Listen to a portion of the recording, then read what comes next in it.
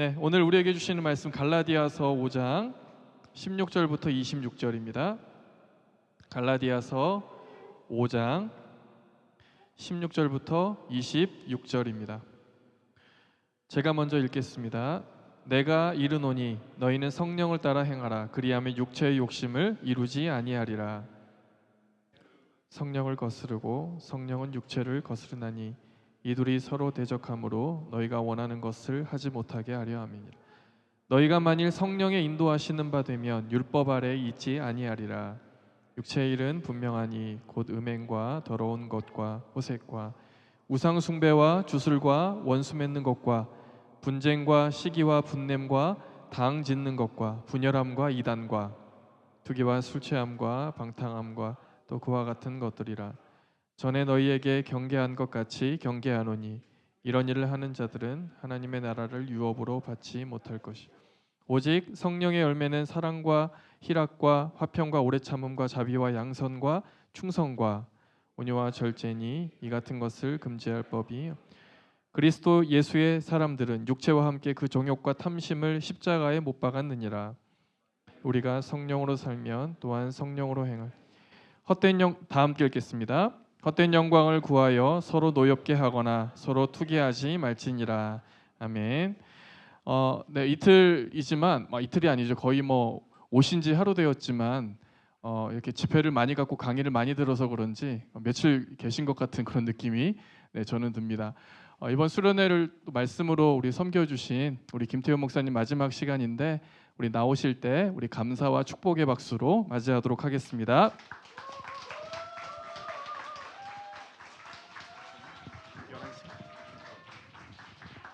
됐어 그만해. 그렇죠. 그런 말 좋은 거예요. 잘생겼죠. 네, 그렇죠. 예, 잘 뜯어 보면은 되게 잘생겼습니다. 눈이 이뻤어요. 외국 아이 같았어요. 여자 아이 같았거든요. 그래서 이제 초등학교 때 버스 타잖아요. 그러면 여고생 누나들이 다 자기 무릎에 앉으라고. 그때는 몰랐죠. 그 아까워. 그때는 몰랐어요. 그때는 몰랐는데 하여튼 굉장히 귀여웠습니다. 뿌듯하죠. 네, 그리고 살도 이 피부도 훨씬 더 하얗거든요. 지금도 하얗죠. 뽀얗습니다. 그냥 여러분 제 다리 보시면 그냥 깜짝 놀랍니다. 그냥 막 뽀얗게 그냥. 지금 이제 누나 된 마음으로 그 다리 보면 깨물어 주고 싶을 만큼 그렇게 뽀얗게 돼 있어요. 그래서 정말 그랬는데 참 요즘 들어서 이제 50이 넘었잖아요. 이제 50이 넘다 보니까 이제 서서히 이제 나이가 이제 나이에 맞는 뭔가를 할 수 있겠다라는 생각을 하면서 굉장히 전에까지는 철이 없었던 것 같아요. 제가 철이 없이 행동한 것 같아요. 여러분은 얼마나 철없겠어요, 그죠? 그러니까 여러분 다 정상이에요. 다 정상이고 여러분한테 뭐라 그러든 여러분 다 정상이에요. 뭐 너무 뛰어난 사람도 없고 너무 이렇게 그런 사람도 없으니까 너무 기죽지도 말고 결혼 못했다고 해서 죽는 인생도 아닌데, 그죠? 그리고 그런 거 결혼 전혀 신경 쓰지 마세요. 이번에 얘기도 할 거지만은 결혼 그게 뭐라고요? 유부남 맞나?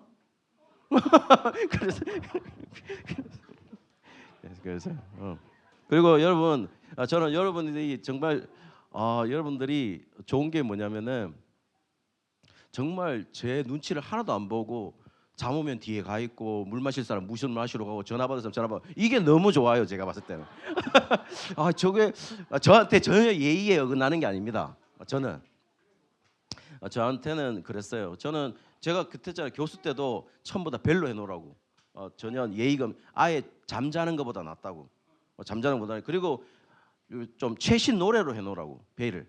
그래가지고 잠도 깨우고 뭐냐면 3시간 연강도 있었잖아요. 3학점짜리는 3시간 연강이니까 얼마나 잠 오겠어요. 그런데 그거를 이제 그렇게 했으니까 여러분 지금 드시고 싶은 거 이 부스럭 소리 나도 됩니다.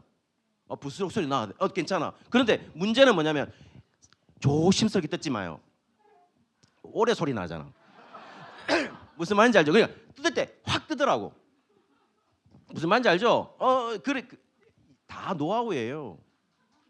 그래도 수련회 많이 다녀봤고 강사 받았는데 정말 강사님한테 예의 차린다고 막 조심스레 계속 찌찌찌찌 소리 나잖아요. 그렇게 하지 말고 뜯을 때 드셔도 돼. 앞에 거 잠자는 거보다는 낫다라는 거니까 여러분 드셔가면서 편안한 뭐 내용은 어렵죠. 내용은 어렵지만은 그렇게 막 몸서리 칠 정도로 재미없진 않잖아요.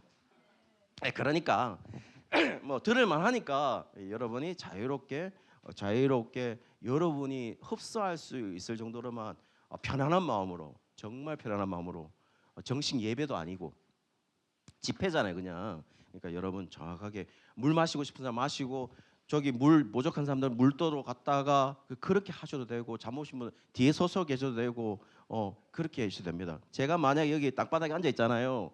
어떻게 말하냐면 다 다리 펴라 그럽니다. 다리 펴서 들으라고. 그리고 기댈 사람 기대라고. 허리 아플 때 됐다고. 그렇게 합니다. 그러니까 여러분 편안하게 오늘 마지막 시간이니까 더 편안하게 들었으면 좋겠다는 생각을 합니다. 자, 오늘 이 보시면은 오늘 이제 마지막 이제 저하고의 마지막 시간이에요. 오늘 마지막 시간인데 이 마지막 시간에 많은 사람들이 갈라디아서를 보면은 갈라디아서는 믿음을 중요시하고 있고 행위는 중요시하고 있지 않다라고 많은 사람들이 그렇게 생각했어요. 그래서 많은 사람들이 이런 말 쓰죠. 좀 유식한 말로 믿음과 행위가 반제를 하고 있다고. 티시스, 안티티시스 해가지고 신티시스 이렇게 하잖아요. 조금 있어 보였나요? 그런 거 있잖아요. 명제가 있고 반명제가 있고 그다음에 종합명제가 이렇게 있듯이 그렇죠? 정반합 그런 게 있잖아요. 그런 것처럼 마치 믿음이라는 게 있고 그다음에 행위라는 게 있으면은 믿음과 행위가 반제 서로 충돌하는 것처럼 그렇게 설명하는 사람들이 많았어요. 그리고 또 뭐냐면은 바울의 특별한 명제를 보시면 바울이 갈라디아서의 구원에 관한 것은 믿음으로만 구원받으니까 행위가 전혀 강조가 없다 이렇게 생각하는 사람들이 굉장히 많았습니다. 근데 그렇지 않죠. 로마서도 보십시오. 바울의 꽃이라고 하는 서신들 가운데 갈라디아서가 로마서인데 로마서 11장부터는 다 행위를 말하고 있어요. 행위를 말하고 있습니다. 그러니까 정말 그리고 또 그런 것들 속에서 또 야고보서하고는 지금 갈라디아서하고 충돌하고 있다 이런 사람들이 많아요. 왜 충돌하고 있냐고 얘기하냐면은 갈라디아서 같은 경우에는 아브라함이 여호와를 믿음의 그를 의로 여겼다라고 하는 창세기 15장 6절을 가져왔거든요. 그런데 야고보서 있죠. 야고보서는 뭐라고 얘기하냐면은 아브라함이 이삭을 바칠 때 비로소 그를 의로 여겼다 이렇게 돼 있거든요. 충돌되잖아요. 그렇죠? 나만 되나? 나만 충돌해? 똑바로 얘기해야 돼요. 그렇죠? 충돌되죠. 그럼 이거를 그럼 성경이 그래서 종교개혁자들이 뭐라고 했냐? 종교개혁자들은 가톨릭의 이 행위 공로주의적인 요소들, 이 행위 공로주의적인 요소들이 있으니까 그 행위 공로주의적인 요소를 반대해서 종교개혁을 일으켰으니까 그 행위를 강조하고 있는 야고보서를 어떤 서신으로 여기냐면 지푸라기 서신이다 이렇게 얘기한 거예요. 그러니까 조금 마치 갈라디아서 로마서는 최고의 서신으로 생각하고 야고보서는 그 밑에 로 레벨에 있는 아주 저급한 서신이다 이렇게 생각을 한 거죠. 그렇지 않습니다. 그렇지 않아요, 여러분. 그렇지 않고 창세기 15장을 보시면 창세기 15장에 아브라함이 여호와를 믿으니 그를 의로 여겼다라고 하는 장면이 나오거든요. 그 장면이 나오고 아브라함이 이삭을 바치는 게 20장인가 그쯤에 나와요. 그쯤에 나오는데 아브라함이 여호와를 믿는 것을 증명하는 시간이 그렇게 나오는 거죠. 여러분 쭉 보십시오. 15장이 그렇게 하고 16장, 17장, 18장, 19장 다 아브라함이 실패를 합니다. 죄를 짓는다고요. 죄를 지어요. 자기 아내를 누이락했다가 하여튼 온갖 아브라함의 믿음이 조상이라고 말할 수 없을 정도로 험한 일을 한다고 해요. 그러니까 믿음이 증명이 안 되는 거잖아요. 그러니까 결국 이 얘기를 하는 게 뭐냐면은 갈라디아서에서 있는 창세기 15장에 있는 아브라함이 여호와를 믿으니까 그를 의로 여겼다 하는 그 명제가 증명되는 시간이 언제였냐? 비로소 그때 증명이 됐다고요. 그러니 사실은 명제가 변한 게 아니란 말이에요. 명제라 하는 건 뭐냐면 여호와를 믿으니까 의로 여겼다, 의를 획득했다 하는 게 변한 게 아니란 말입니다. 특별히 여러분 야고보서는 왜 그럼 그걸 강조했느냐? 아주 강조한 이유가 있죠. 갈라디아서와 야고보서는 상황이 달라요. 서신의 상황이. 갈라디아서는 왜냐하면 복음의 첫 복음을 설명을 하고 있잖아요. 그렇죠? 그런데 야고보서는 공동서신이라고 얘기해요. 공동서신은 뭘 말하는 거냐면은 결국에는 공동서신이라고 얘기하는 거는 교회가 완전히 세워지고 나서 그 교회가 물들어 있는 그 시간 동안 믿음이 확실히 구원된 사람들의 그 다음에 신앙의 생활, 이거를 어떻게 할 것인가에 대한 문제를 다루기 때문에 지금 행위의 문제를 갖고 온 것이지, 복음적 설명, 그러니까 갈라디아서는 내가 믿음은 무엇이고 내가 구원이라 하는 것은 어떻게 이루어지는가의 초창기 설명, 그걸 하기 위해서 믿음으로 구원을 받는다에 대해서 초점을 맞추고 있는 것이고, 그죠? 거기 맞추고 있는 겁니다. 그러나 교회 안에서 우리가 사실은 다 믿음의 성숙을 위해서 교리반도 하고 뭐 어떤 과정을 거치잖아요. 그런 과정들 속에서 믿음을 출발하는 자와 믿음을 오래 믿은 자들은 그러면 어떤 식으로 하나님 앞에 은혜를 우리가 반응을 해야 되냐 하는 것은 또 다른 문제겠죠. 그렇죠? 그러니 그 자체 서신이 다르다고요.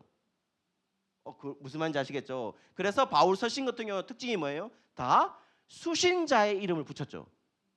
수신자의 이름을 붙인 겁니다. 다 갈라디아서는 갈라디아 수신자 교회들이, 빌립보서는 빌립보 교회, 그죠? 로마는 로마에 있는 교회 수신자의 이름을 붙여서 서신의 제목을 정했던 거고, 공동 서신들은 다 발신자의 이름을 적은 거죠.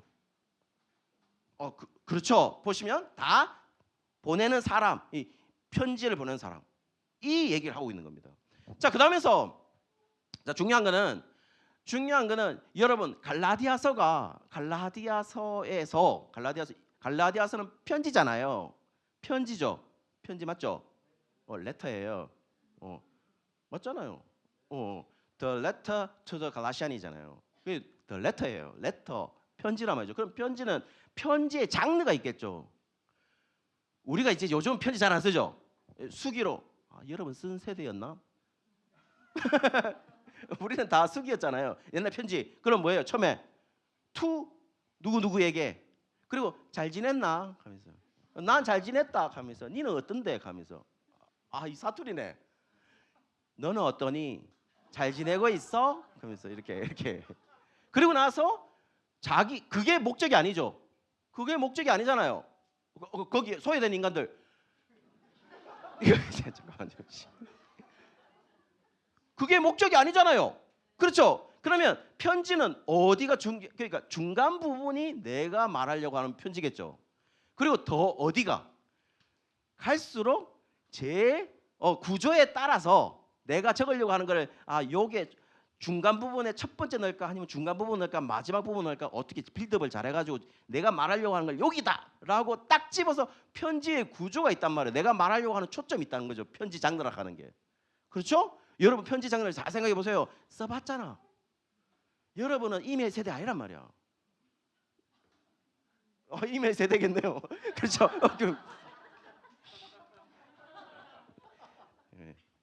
얘들이 30대라고 생각하고 내가 할 거예요. 물론 여러분 30대가 아닐 수도 있겠지. 그러나 여러분 자 보시면 이메일 써도 여러분 분명히 자기 중간에 어디 중점적인 게 있을 거 아니에요. 그래서 여러분 성경을 보실 때 성경이라 하는 거는 장르가 중요하다는 말은 바로 거기에서 오는 겁니다. 서신서는 편지란 말이에요. 여러분 요한계시록 있죠. 요한계시록 어렵죠. 요한계시록 어려워요. 정말 어렵습니다. 근데 요한계시록의 장르가 뭐예요? 아포칼립스라 해가지고 묵시록이에요. 묵시록의 장르를 가지고 있대요. 그런데 묵시록의 장르를 가지면 가질수록 그걸 가지고 고정관념을 다가가면 달아갈수록 요한계시록은 어려워요.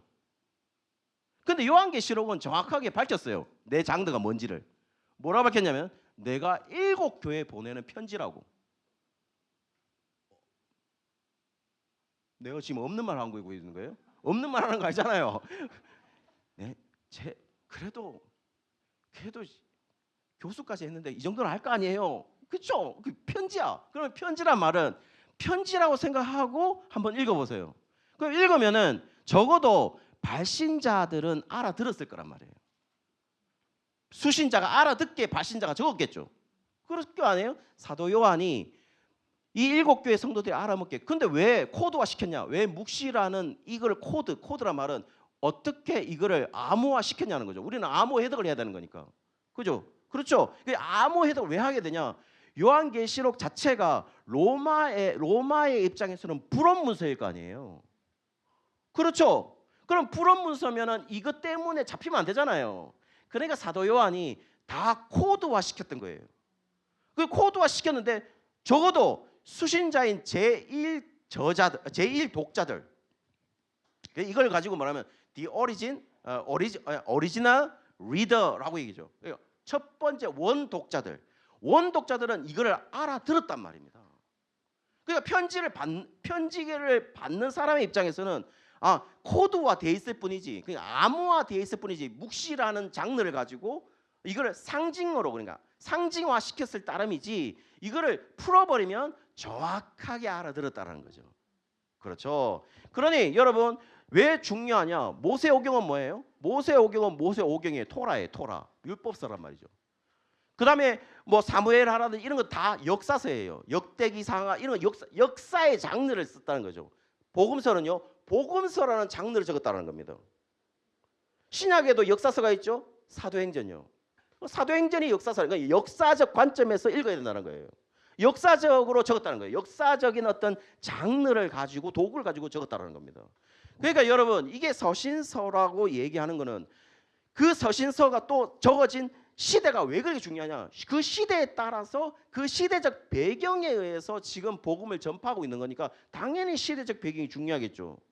여러분 모세오경 같은 경우도 모세가 적었잖아요. 모세가 적었기 때문에 모세오경이라고 해요. 우리가 일반적으로 그렇게 생각하고 있어요. 그러면은 지금 이 모세오경을 듣는 사람들은 당시 히브리 노예들이었단 말이에요. 출애굽을 한 인간들이죠. 그렇잖아요. 그러면 그 사람들이 들었을 때 아담의 창조가 어떻게 들렸겠냐는 거예요. 그렇게 이해해야 우리가 하나님의 음성이 들리는 겁니다. 그렇죠? 내 말이 맞다. 내 말이 맞아요. 내 말이 진짜 맞습니다. 이게 우리가 성경을 이해하는 원리예요. 그러니 여러분 실제로 성경이라 하는 거는 실제로 엄청나게 오래 전에 적혀져 있던 겁니다. 성경이라는 거는. 그렇지 않습니까? 그럼 우리가 극복해야 되는 게 있죠. 타임 갭. 그러니까 시간의 차이를 우리가 극복해야 되겠죠. 이 말을 알아들으려면. 그렇죠? 그렇지 않나? 생각해봐요. 가만히 생각해보면 시간의 차이를 극복해야 되겠죠. 그리고 또 우리가 이걸 해석하려면 뭘 극복해야 되냐? 타자성이라는 어덜리스라는 이걸 극복해야 돼요. 타자성이라는 뭐냐면 저자가 우리가 아니에요. 그렇잖아요. 그럼 이 저자가 말하려고 하는 거를 찾아야 되는 거잖아요. 저자는 왜 이걸 우리한테 진짜 뭘 말하고 있는 건데? 이게 중요한 겁니다. 그러면 답은 세 번째는 그 시대의 역사적 배경을 이해하지 않으면 이 본문이 뭘 말하는지를 전혀 이해하지 못하는 거죠.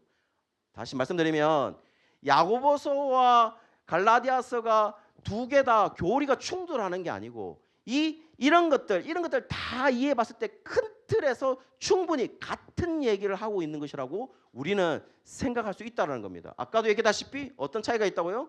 갈라디아서는 복음을 첫 번째 듣는, 복음의 기초적인 첫 번째 복음을 듣는 그 시기 때에 믿음으로 구원받는다는 게 초점이고, 그러면 믿음으로 구원을 받은 성도들은 어떤 삶으로서 우리가 성숙해 갈 거냐는 것이 중점인 것은 야고보서다 이 말입니다. 그러니 다른 거죠. 무슨 말인지 이해되죠? 믿음을 얻었으니까 믿음으로 구원을 얻는다는 것은 이미 전제되어 있는 사실들이란 말이에요. 그 다음에 얘기가 그러는 거죠. 그래서 여러분 저는 아주 간단한 거예요. 우리가 설교에 우리가 말씀을 들을 때나 말씀을 볼 때 우리가 제일 중요한 게 뭐냐? 저자가 우리에게 들려주고 싶은 이야기가 뭐냐라는 거예요.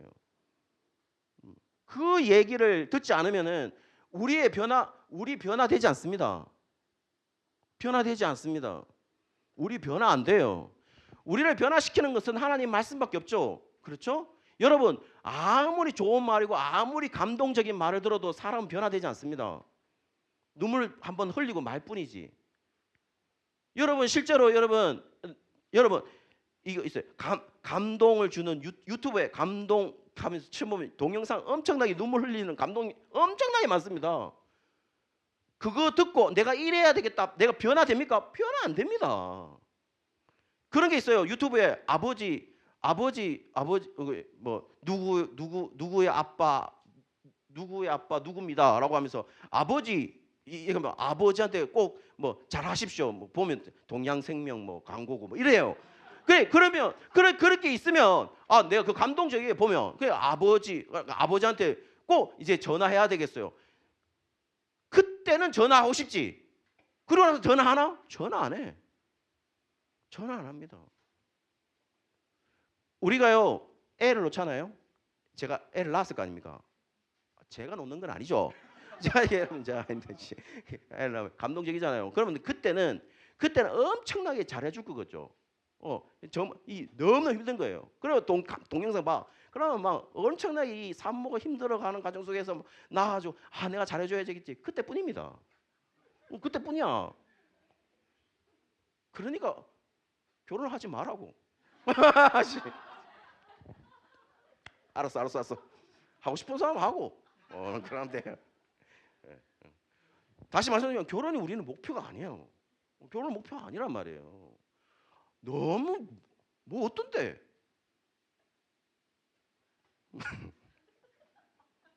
되돌아갈 수 있으면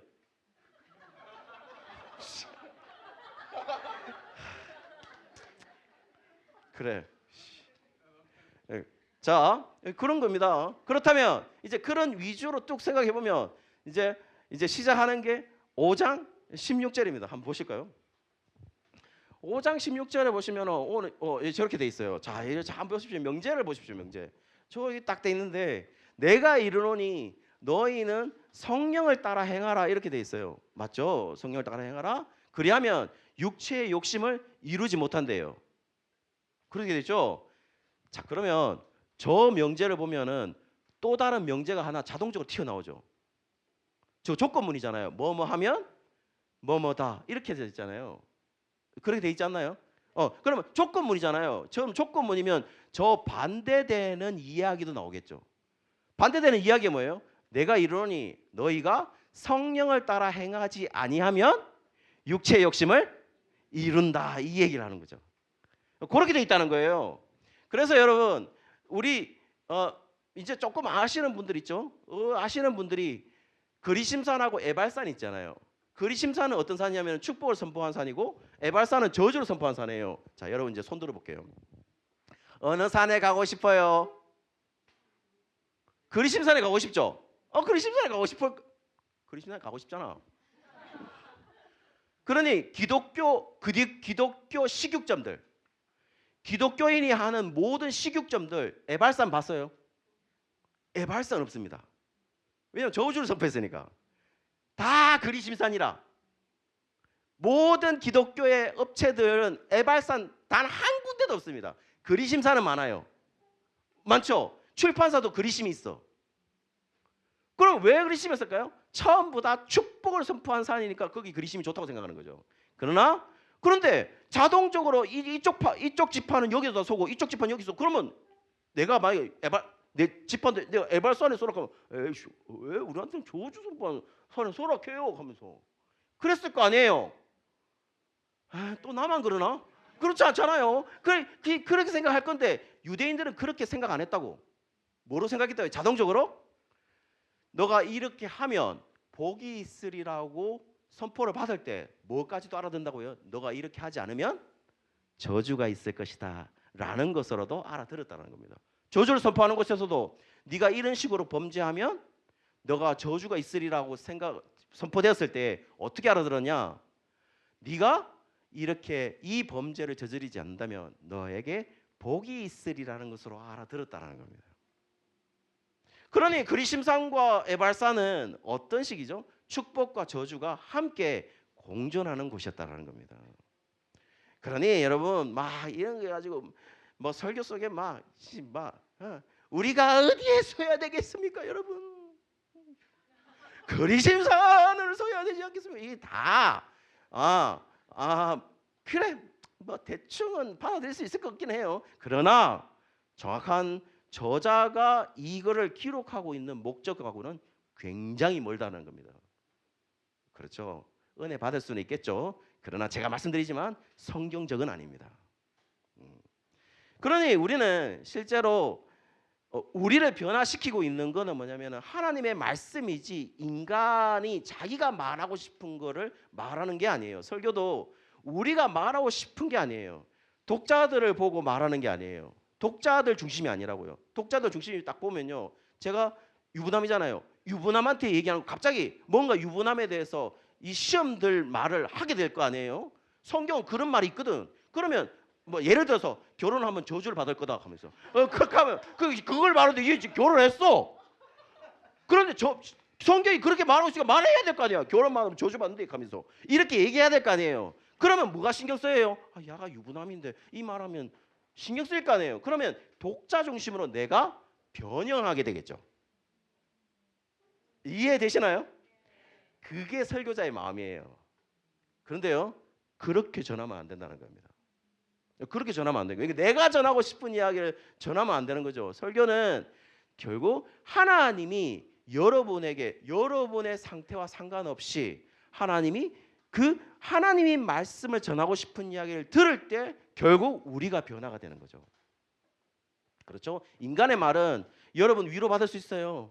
말 달변 있잖아요. 말 달변하면 목사님들 가운데 달변이면 정말 우리한테 은혜가 되고 감동스러운 이야기로 전해질 수 있습니다. 그러나 여러분 변화 없습니다. 그 인간의 말이잖아요.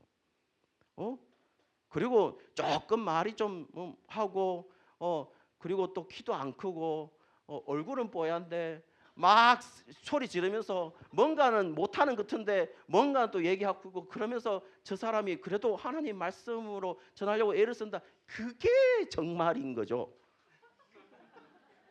응? 언니야 맞잖아요. 그거 맞다니까. 그렇게 전해져야 되는 거죠. 오늘 그럼 결국 저 말은 뭘 말하는 거냐면은 결국 이런 거죠. 반대로 생각해 보면 성령을 따라 행하면 육체의 욕심을 이룰 수가 없대요. 그렇죠? 성령을 따라 행하지 않으면 육체의 욕심을 이루는 겁니다. 그런데요, 우리는 대부분은 육체의 욕심을 이루고 싶은 거예요. 인간이잖아요. 그렇게 돼 있습니다. 다음 구절 한번 보실래요? 다음 구절은 더 심하게 얘기합니다. 저렇게 돼 있어요. 육체의 소욕은 성령을 거스른대요. 성령을 거스르고 성령은 육체를 거스린다. 그리고 이 둘은 서로 대적한다, 충돌한다 이 얘기를 하고 있어요. 그렇죠? 그렇게 돼 있습니다. 그래서 대적함으로 너희가 원하는 것을 하지 못하게 한다 이렇게 했어요. 우리는 늘 하고 싶은 게 있죠. 근데 성령이 뭘 하냐? 하지 못하게 할 거다 이렇게. 그렇게 돼 있다는 겁니다.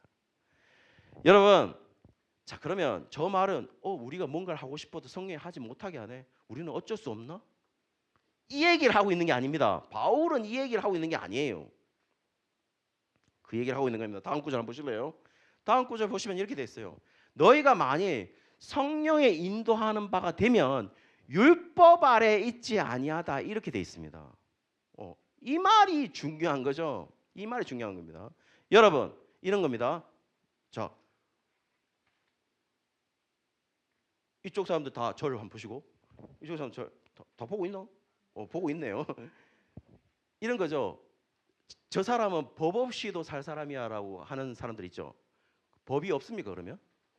법 있죠. 근데 단지 뭐가 하는 거예요? 법의 그 힘이 이 사람한테 작동이 안 되는 거죠. 그렇죠. 예, 그런 겁니다, 여러분. 그렇다면 말은 뭘 말하는 거냐?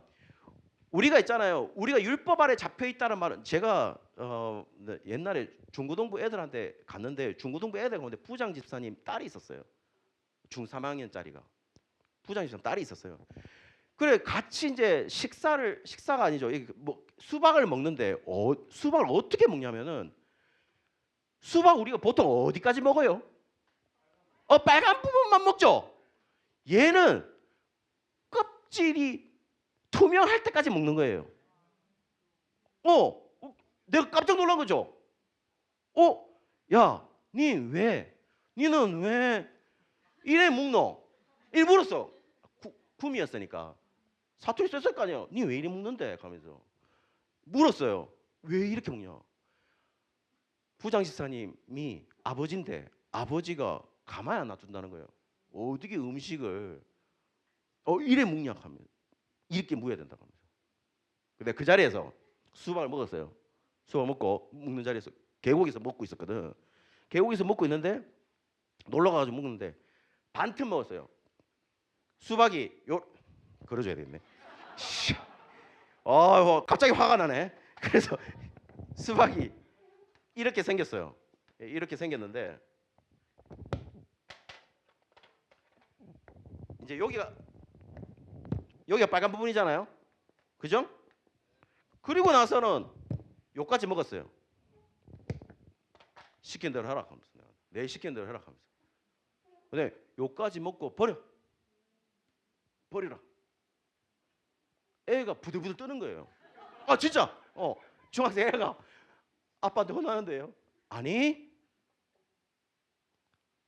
그때 전도사님이 시키는 대로 해라 하면서. 그리고 버려봤어요. 어때? 전도사님 사실 기분은 좋아요. 하면서. 그때 제가 무슨 얘기를 했냐? 너가 수박에 지배되면 안 된다고. 수박이 지배되면 안 된다고. 너가 수박을 지배하는 먹는 사람이지 네가 위에 있는 사람이지 수박이 너 위에 있는 사람이 아니라고. 내가 뭐든지 할 수 있다고. 조금 먹고 버릴 수도 있고 물론 다 먹고 해야지. 그러나 그것이 너를 지배해서는 안 되지. 그게 율법이었어요. 여러분, 율법이라는 게 우리가 얼마나 율법적이냐면은 율법이라는 게 얼마나 지배받냐면은 여러분 가만히 생각해봐요. 제가 교육 목사일 때, 교수일 때, 교육 목사일 때, 초창기의 교육 목사일 때 제가 얼마를 받았냐면은 75만 원을 받았어요. 파트타임이었으니까. 교수 월급 있고 이건 받은 게 충분했죠. 75만 원을 받았어요. 그 75만 원을 받았으면은 그게 얼마예요? 11조가 7만 5천 원이잖아요. 7만 5천 원이죠. 5천 원 내기가 너무 힘든 거예요. 그리고 생각했죠. 뭐라고 생각했냐? 그럼 일하자. 와이프하고 이제 한 달은 7만 원 내고 한 달은 8만 내자. 이게 딱 맞지 않나? 와, 그때 와이프가 저를 벌레 보듯이 보더라고. 목사가 돼가지고. 그래도 신학 때 교수라 하는 인간이 아니 75만 원이니까 그거 딱 맞게 하려고 그 한 달 7만 원, 한 달 8만 원 그래 맞추냐? 더 위험한 건 뭔지 아세요? 더 위험한 게 딱 있어요. 여러분, 내가 1,000원을 벌었다고 생각해 보세요. 일주일에 11조 얼마예요? 100원이잖아요. 그렇죠? 이죠. 1,100원을 벌었다 칩시다. 1,100원을 벌었어. 그럼 일주일에 내 11조 얼마예요? 110원이잖아요. 그런데 100원만 넣었네. 월요일 날 사고가 났어. 사고가 났어. 그러면 뭐가 생각나요? 10원! 이게 생각날 거 아니에요? 내 말이 여러분 제가 100%입니다. 여러분들은 그렇지 않겠나? 맞지? 10원 때문에 사고가 났네. 이게 뭐냐면은 결국에는 율법의 지배를 받는 거예요. 율법의 지배를 받는 겁니다. 율법에 자유한다는 거는 율법을 폐기하는 게 아닙니다. 율법을 폐기시키는 게 아니에요. 율법에 지배받는 것이 아니라 우리는 율법을 지배해야죠. 왜냐하면 우리는 율법 아래에 있는 인간이 아니니까. 그렇잖아요. 그렇죠. 여러분, 정확하게 율법을 주신 이유가 뭐라고? 율법을 누구한테 줬다고요? 하나님 백성들에게 줬어요. 그 말은 뭘 말하는 거예요? 이 율법이 적용받고 이 율법을 행할 수 있는 인간은 너희들 뿐이다 라는 이야기 때문에 율법을 이 사람한테만 준 거예요. 이방인들하고 왜 구분됐어요? 왜 구분되었냐? 이방인들은 율법 없는 이방인들이라고 했어요. 그러면 하나님 백성들의 구분은 뭐냐면 율법 있는 인간들이에요. 그러면 율법은 하나님 백성들에게만 주어지는 거예요. 그러니 실제로 우리가 율법 아래에 있는 게 아니고 그 율법을 행할 수 있는 인간으로 위에 있는 사람이 누구냐? 율법을 지배할 수 있는 인간은 사실은 우리였던 거죠. 하나님은 그 법칙을 생각했던 거란 말이에요. 그런데 모두가 어떤 생각을 가지고 있냐? 다 율법 아래에 있는 거죠. 그걸 가지고 우리는 율법주의라 그러는 거예요. 뭐 율법을 너무 강조하고 이게 율법주의가 아니고 사실은 지금 우리의 생각 속에 다 율법, 여러분 다 꺼리낌이 다 있어요. 꺼리낌이라는 거는 뭐냐면은 결국 이게 복음도 아닌데 내가 열정을 여기 하나님한테 쏟지 않으면 뭔가 안 될 것 같고 뭐 이런 생각들 있잖아요. 그리고 나서 교회가 강압적으로 뭔가 시키고 그런 것들 속에서 사실은 율법주의가 작동이 되고 있는 겁니다. 사실은. 거기에 여러분이 자유할 줄 알아야 돼요. 그러니까 여러분은 제가 다시 한번 말씀드립니다. 여러분이 만약에 열정을 쏟는다면 여러분 스스로의 결정에 따라서 열정을 쏟아야 돼요. 교회 일도 강압적으로 끌려다니면 안 돼요. 무슨 말인지 이해하시나요? 그거는 결국 강압적으로 끌린다는 말은 지금 우리가 다 쏟고 있는 거예요. 뭘 쏟고 있는 거냐? 교회는 편해요. 위에 리더급이나 목사님들은 어떻게 하면 편하냐? 이거를 율법주의로 집어넣어서 그 율법주의에 의해서 여러분들을 강압적으로 시키면 그건 편해요. 실제로 여러분 종교개혁자들이 왜 이러는데 행위 공로주의가 아님에도 불구하고 실제로 교회에서 행위 강조 안 해요? 행위 강조해요. 착하게 살아라고. 강조합니다. 그 말씀 지키라고. 다 강조해. 이유가 뭔데요? 다 지금 그런 구조들 속에서 뭔가가 이루어지고 있는 거죠. 여러분 달란트 있죠? 달란트. 달란트 잔치 하잖아요. 그렇죠? 달란트가 뜻이 뭔데? 그 달란트가 은사 중심이에요. 은사라는 거예요. 달란트는 은사의 비유가 아니에요. 왜 은사라 비유하는 거예요? 달란트가 탤런트거든요. 달란트. 근데 여러분 성경에서 그 달란트가 뭔데? 뭘 의미하는데요? 돈의 단위예요. 돈의 단위. 탤런트 아니라. 여러분 생각해 보세요. 그러니까 또 뭡니까?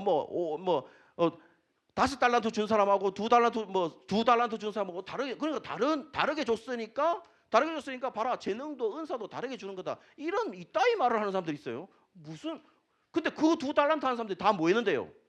다 똑같이 장사했어요. 장사했다니까. 그러니까 이런 말들이 사실은 우리 성경에서 자꾸 뭔가 은사를 강요하고 그 은사로 뭔가를 사용하기 강요하니까 그러니까 더 달란트 더 생겼지 않나. 그러니까 뭐 없는 것들도 다 뺏어가 니한테 줄기야 하면서 그런 식의 이해들은 하면 안 되는 거죠. 왜냐하면 달란트 비유는 결국 뭐냐면 하나님 나라의 비유거든요. 하나님 나라의 비유예요. 가만히 생각해 보십시오. 달란트 보시면은 부지런하고 충성된 종아 돼 있어요. 게으르고 악한 종이라 돼 있어요. 그렇죠. 한 달란트 받은 사람한테. 게으른 거는 인정. 게으른 거는 인정이잖아요. 그냥 숨겨놨으니까. 근데 왜 악한데요? 왜 악한 거예요? 부지런한 거는 인정. 뭔 충성된 건데? 왜 충성이에요? 왜 faithful 하냐고. 피스토스라 돼 있는데. 그거는 뭐냐면 결국 주인이 말하고 있는 걸 그대로 행한 자가 누구냐의 뜻이에요. 그렇잖아요. 주인이 하라 그랬으니까. 그렇죠? 주인의 뜻을 알고 행한 자는 충성하고 부지런한 거지만 충성스럽고 부지런한 거지만 주인의 뜻을 하지 않은 자는 게으르고 주인의 뜻에 어스렸기 때문에 악한 거예요.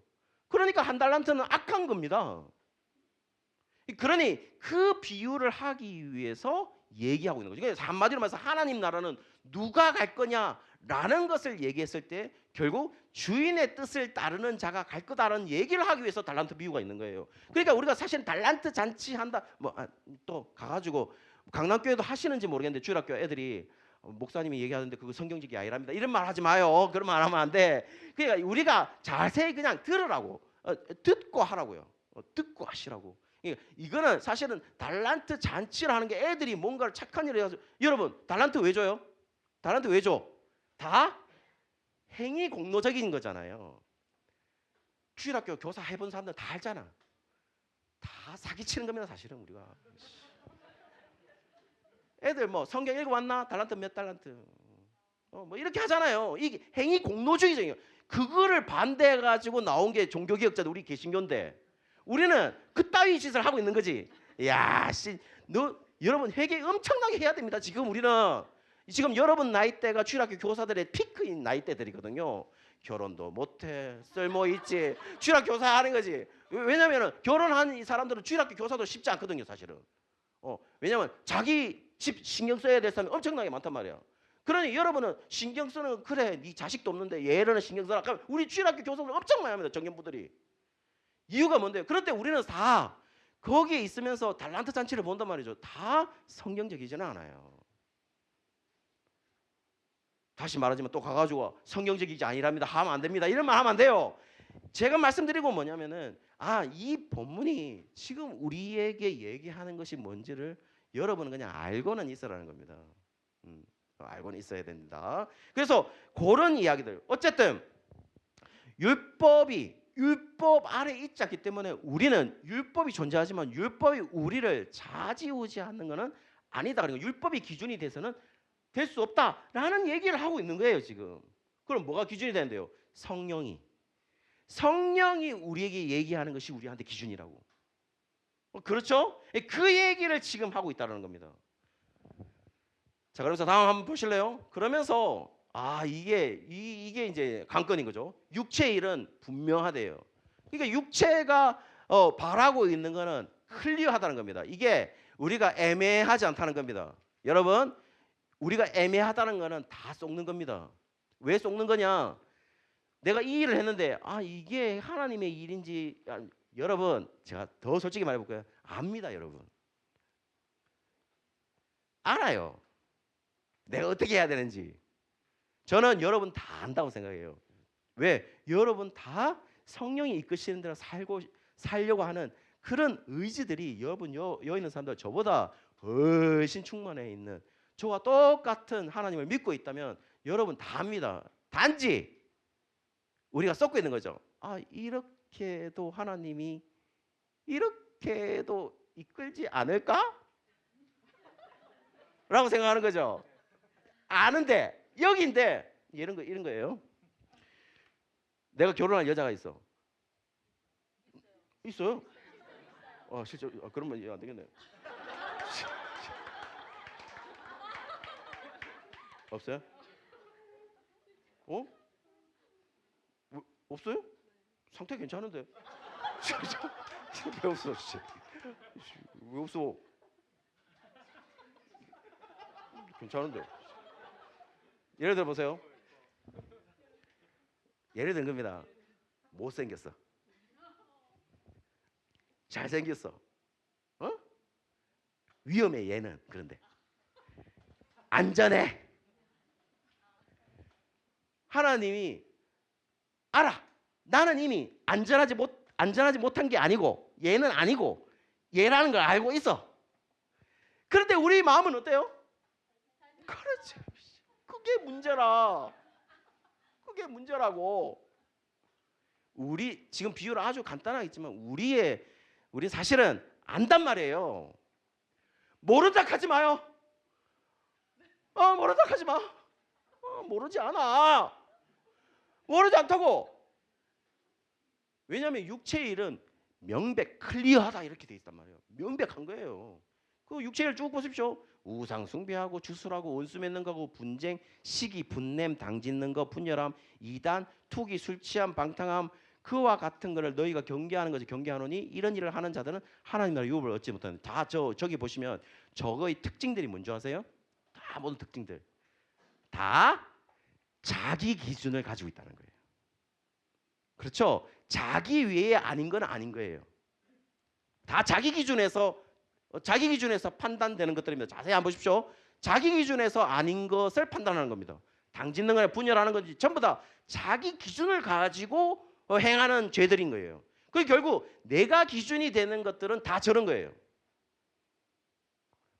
그렇죠? 자세히 보십시오. 그렇게 돼 있다는 겁니다. 여러분, 내가 하고 싶은 거 하잖아요. 내가 하고 싶은 거는 결국 내가 기준이 되는 겁니다. 내 기준, 내 이성적인 기준. 이런 거 다 기준입니다. 여러분, 창세기 3장을 한번 보십시오. 창세기 3장에 여러분 원죄가 나오죠. 원죄가 나옵니다. 그렇죠? 뭐 있잖아요. 중앙에 있는 선악을 알게 하는 나무의 열매를 따먹지 말라 이렇게 얘기했어요. 그렇죠? 자, 그러면 여러분 가만히 생각해 보십시오. 선악을 알게 하는 나무의 열매를 따먹어. 그러면 어떻게 된다는 거예요? 아니, 자, 여러분 선악을 알게 하는 나무의 열매를 먹으면 그래. 확실히 여자친구인 사람 다르네. 그래.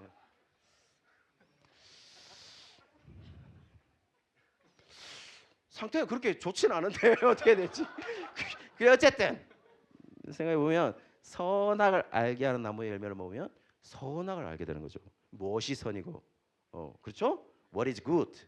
그다음에 what is evil? 이라고 돼 있어서 선악을 알게 된다는 거예요. 그러면 그 선악의 판단 기준이 누구한테 와 있는 거죠? 나한테 와 있는 거죠. 그래서 사실은 여러분 이렇게 생각하면 안 돼요. 선악을 알게 하는 나무가 주술적인 나무라서 신비적인 힘이 있어서 이거를 따먹으면 내가 선악을 알게 하는 지식이 생기냐? 그게 뜻이 아니에요. 하나님이 말씀하신 거죠. 저 선악을 알게 하는 나무의 실과를 먹으면 너가 선악을, 왜냐하면 따먹는 것 자체가 선악의 판단 기준을 나한테 둔 거잖아요. 왜? 하나님이 저걸 따먹지 말라고 했었기 때문에 따먹지 않는 건 선이고 따먹는 거는 악이 되는 거잖아요. 그래서 따먹는 즉시 결국 선악을 판단하는 기준이 나한테 오게 되는 겁니다. 그렇죠? 여러분 이런 생각 안 해보세요. 왜 선악을 알게 하는 나무를 만들었지? 하나님 저거 안 만들어 놓으면 우리가 이따위 생활이 아닐 텐데. 그런 생각 안 해봤어요? 해봤어요? 해보면 안 되는데. 해보네. 해봐야죠. 왜 그랬을 것 같습니까? 결국 선악을 알게 하는 나무는 창조자와 피조물의 경계를 나누는 거죠. 그러면 이 선악을 알게 하는 나무가 인식시켜줬던 것은 뭐예요? 창조자가 하나님이시고 피조물이 우리라는 것을 정확하게 알려주는 도구가 선악을 알게 하는 나무가 된 거예요. 여러분 또 하나 질문해 볼까요? 우리가 타락 전, 그러니까 아담이 범죄하기 전에 죽음이 있었어요, 없었어요? 없었다고 생각하시죠? 있었습니다. 저거 이단 아이가 이리 싶으죠? 아니에요. 대신 죽음을 맛보지 않도록 뭐가 있었죠? 생명나무가 있었잖아요. 또 말씀드립니다. 생명나무가 주술적인 힘이 있어가지고 저 생명나무 열매를 먹으면 딱 따먹는, 그러면서 왜 드래곤볼에 보시면 열매를 먹으면 드래곤볼 그 손오공이 막 힘 파워가 생기는 그런 주술적인 힘이 있는 게 아니고 하나님이 저거는 생명나무라 얘기했단 말이에요. 그러니까 뭐예요? 죄를 짓자마자 어디를 막았어요? 생명나무 길을 막아버렸잖아요. 그렇게 된 겁니다. 그러면 저런 생명나무와 선악을 알게 하는 나무는 결국 어떤 역할을 했느냐?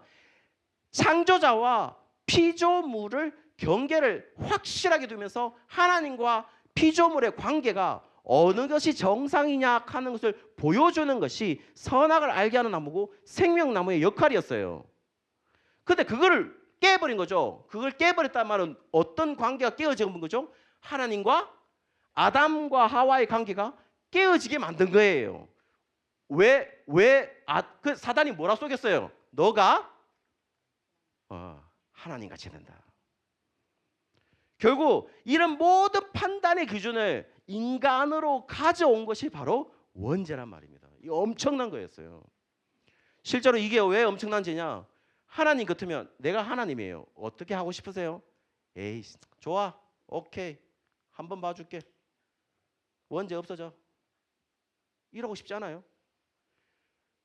그것도 못 하셨단 말이에요. 그걸 못 했다고 하나님이. 왜? 하나님의 자신이 가지고 있는 성격, 속성을 거스리지 못한 거죠. 한 번 말한 거를 다시 되풀이하지 못한 거예요. 하나님의 속성은. 왜냐하면 하나님은 거짓말을 하실 수 있는 분이 아니니까. 이해하셨죠? 그러니까 하나님은 하나님 자신을 거스리지 못해요. 오로지 그분은 그 자신이 가지고 있는 약속의 말씀을 지키시는 분이 하나님이신 거예요. 누가 와도 어떤 분도. 근데 그 약속을 누구도 깨지 못하죠. 신이시니까. 근데 그것 속에서 그만큼 원죄가 위험스러웠던 거예요. 그 원죄의 보신 성격이 뭐냐? 가장 속성이 뭐냐면은 결국 선악의 기준을 자기 인간으로 가져온 거예요. 하나님한테 있는 거를. 이게 바로 문제인 거죠. 그래서 여러분 사실 저 죄들 다 보십시오. 다 모든 기준이 우리한테 있는 겁니다. 당을 짓는 것도요. 내하고 코드가 다른 사람은 버리는 거죠. 안 되는 거예요. 당을 짓는 거죠. 시기하고 다 하는 거. 질투하고 분내고. 왜 분내요? 내 기준에서 분내는 거죠. 그렇지 않나? 내한테 잘 맞으면 왜 분이 나요? 왜 화가 나는데? 잘 맞춰주는데. 나와 다르니까 화가 나는 거죠. 모두가 다 자기 기준에 있는 거예요. 자, 지금 이 시대는요. 지금의 시대를 우리가 어떤 시대라고 해요? 포스트 모더니티라고 그러죠. 후기 현대를 살아간다고 그러잖아요. 그렇죠? 그러면 우리가 잘 듣는 말이 있어요. 포스트 모더니즘이라는 말 많이 들었죠. 포스트 모더니즘에 가지고 있는 특징이 뭔데요? 다원주의죠. 다원주의를 다른 말로 하면 상대주의예요. 상대주의. 상대주의라는 말이 뭐예요? 렐러티비즘. 이 상대주의가 어떤 뜻이에요? 다 상대적이라는 거잖아요. 그렇죠. 이게 왜 상대주의냐? 자, 여러분 조금 어려운 얘기는 할 수 있을 것 같은데 이런 거예요. 여러분 원래는 르네상스하고 인문주의, 이런 르네상스가 지나면서 뭐가 제일 절대적인 걸로 이해됐냐면 인간의 이성이 절대적인 걸, 인간이라는 것이 이성이 절대적이다 이렇게 생각되는 거예요. 그런데 제1차, 2차 세계대전 때 이게 무너진 거죠. 왜 무너졌냐? 인간 이성이 사람을 죽이는 폭탄을 만들더라는 거예요. 사람을 죽이더라는 거예요. 인간 이성이 절대적인 선이라고 생각했던 인간 이성이 그 짓을 하더라는 거예요. 그러니까 인간의 이성이 다 무너진 거죠. 그러면서 생긴 게 뭐냐면 결국 그러면 절대적인 게 뭔데? 결론 내린 겁니다. 후기 현대 포스트 모더니즘이 절대적인 거는 없어. 모두가 상대적인 거야. 라고 모든 것을 지금 이 시대도 그렇게 이해되고 있는 거죠. 더 쉽게 한번 설명해 볼게요. 더 쉽게 설명하면 이런 겁니다. 자, 2라는 숫자를 한번 생각해 보세요. 2. 자, 2 있어요. 2를 이제 정의하겠어요. identify. 이 2를 정의해 볼게요. 이 2를 정의할 때 3이 보는 각도가 있어요. 3이 봤을 때는 2는 어떤 수예요? 작은 수예요. 그런데 1이 봤을 때는요? 큰 수겠죠. 자, 그러면 2는 어떻게 정의하는 게 맞아요? 큰 수예요? 작은 수예요? 둘 다 아니거나 둘 다 그 사람들 입장에서는 그게 진리겠죠. 그렇게 되는 겁니다. 그러니까 이 2라는 숫자를 특정해서 정의할 수 없다라는 겁니다. 그렇지 않습니까? 그러니까 뭐든지 결국 모든 게 뭐냐면 내가 중심적으로 생각하는 것들이 다 진리가 되는 것이죠. 다 상대적으로 이해한다는 겁니다. 무슨 말인지 이해되시죠? 혹시 여러분 사이에 이런 것들이 있어요? 이런 거 못 봤어요? 이런 경우가 있었어요. 제가 청년부 때 이제 형하고 누나가 사귀었어요. 근데 그 누나 이제 우리끼리 얘기해요. 그 누나가 진짜 아니었어. 왜냐하면 너무 못된 누나야. 성격상으로. 그 형은 너무 좋은 형이에요. 회장이었으니까. 그리고 그때의 사역자가 누구냐면 우리 아버지였어요. 그래가 회장 형 진짜 그 누나 아니야. 근데 이 형이 얘기하는 게 뭐였냐면은 아무도 사랑 안 해주니까 내가 사랑해줘야지. 그 얘기를 하더라고. 와, 형 진짜 대단하네 하면서. 어떻게 그럴 수가 있노 하면서. 자기는 사랑스럽대. 그건 내가 맞다는 거라. 자, 이제 문제가 생기죠. 그럼 그 누나하고 결혼했냐? 안 했습니다. 근데 이렇게 이 형 뭐냐고? 이 형 뭐야? 하면서 딴 여자하고 걸어가고 있더래. 하면서 내가 결혼식 갔거든요. 축가도 불렀어. 축가 내 개패치 뻔했습니다. 저 분명히 그 누나였는데 그 누나 내가 하지 마라 했는데요. 그 누나는 진짜 요거도 묻고 있대 하면서 다 싫어한다 하면서 누나들 같은 동기 누나들도 싫어하는데 왜 형이 왜 형 뭐 자원봉사단체에서 나왔나 하면서 왜 할락하노 하면서 극하니까 다 싫어하니까 나라도 사랑해줘야지 하면서 결혼할 줄 알았습니다. 결혼 안 하대? 결국 뭡니까? 제가 다 보니까 다 자기 기준에서 판단하고 있는 거예요. 자기 기준에서 내 뜻에서 판단하고 있는 겁니다. 그렇지 않습니까? 생각해 보십시오. 그런데요, 실제로 우리가 믿는다고 하는 거, 우리가 신앙을 가진다고 하는 것은 결국에는 뭘 말하는 거냐? 내 기준을 버리고 하나님의 기준으로 가져오는 걸 말하는 거죠. 우리는 기준이 흔들리는 시대를 살고 있는 거잖아요. 그렇죠? 심지어 교회도 보세요. 교회 기준 여러분, 우리 지금 CCM 찬양 많이 했잖아요. CCM 찬양 했잖아요. 안 했나? 했어. 그러면 여러분 CCM 이 찬양을 어른 예배 때도 부를 수 있어요, 없어요? 뭐 있겠죠. 그런데 한번 첫 번째 찬양은 성시 교독하고 그다음에 찬양할 때는 찬송가죠. 그렇죠? 왜 못하지? 성가대 있죠, 성가대. 락 할 수 있나? 어때요? 주여! 주여! 나를 잊었나? 진짜! 뭐 할 수 있나 보세요. 없어? 있어 없어? 성가대가 다 난리고 있고 쇠사슬 막 해가 그렇게 할 수 있어 없어? 얘기해봐요. 없어? 왜 없는데? 우리는 락 하잖아요. 락도 하잖아요. 가끔 뭐 이런 거 있잖아. 로만 16, 19, 세 이거 다 이거는 락 장르예요. 왜 어떻게? 랩은 할 수 있나 없나? 성가대 없어? 성가대 하는 거 들어봤어요? 어른 성가대가 주님이 나를 버리고 네가 나를 버리고 뭐야? 주님이 나를 선택하고 하나님이 나를 선택하고 나는 그저야 사랑을 알았네. 뭐 할 수 있어 없어?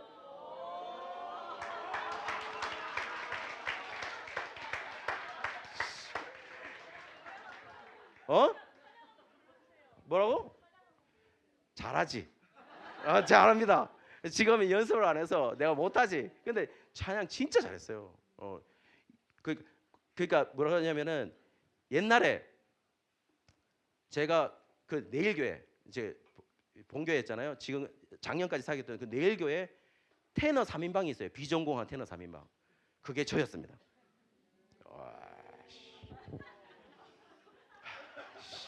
테너 아리아를 거의 다 배웠어요. 토스카에 있는 뭐 여기 음대생이 있는지 모르겠는데 음대생 있나? 유부남 음악 전공 작곡 피아노 라흐마니노프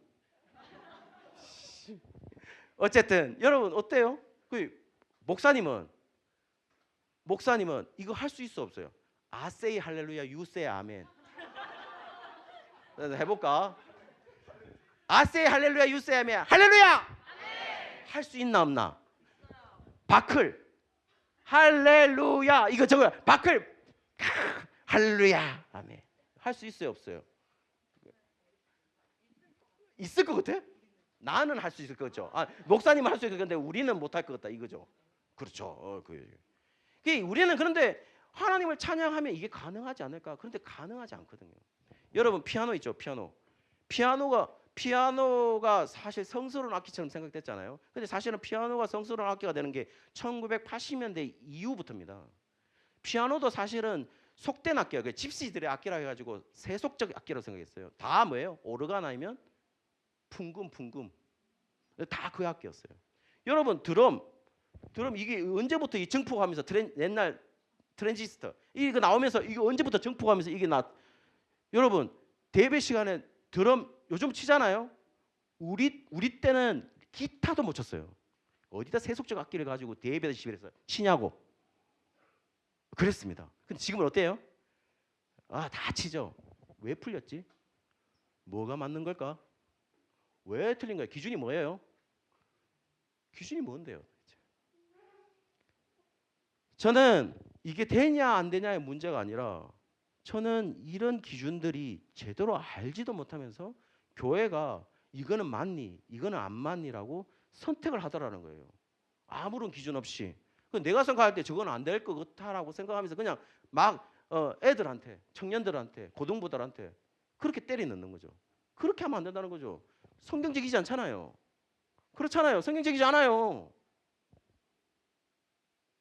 지금 우리가 지금 혼자 시스템 중에 혼자 걷지 않을 거예요. 그 혼자 걷지 않을 거예요. 왜 논란이 됐어요? 그 안에 그리스도라든지 하나님 이게 아무것도 없습니다. 그렇죠? 그러면 이게 어떻게 찬양이 될 수 있냐라는 것이었어요. 그러나 그 찬양을 지은 사람이 이게 찬양이라고 했으니까 우리는 알아듣는 거죠, 사실은. 땡벌 있죠, 때되면 기다림에 지쳤어요. 땡벌이잖아요. 근데 이걸 땡벌을 주님이라 생각해 보세요. 기다림에 지쳤어요. 주님 이거 안 되나? 이런 말을 생각해 보면 결국 우리가 메시지 어떤 거는 되고 어떤 장르는 안 되고 어떤 거는 또 악기를 써도 되고 어떤 거는 안 쓰면 안 될 것 같고 어떤 거는 대예배에 쓰면 되고 어떤 거는 소예배 때 쓰고 소예배라고 하는 거는 사형 예배 같은 거죠. 그리고 여러분 예배 같은. 근데 여러분도 실제로 여러분이 어른 예배 참석하는 게 아니잖아요. 그렇죠? 그러면 정치적으로 한번 얘기해 볼까요? 여러분이 어른 예배 참여하지 않은 거면 여러분은 대예배의 성격을 가지고 예배를 드리고 있는 거예요. 주일날 여러분 이 예배 하나 드리는 거잖아요. 내가 너무 신실하지 않나?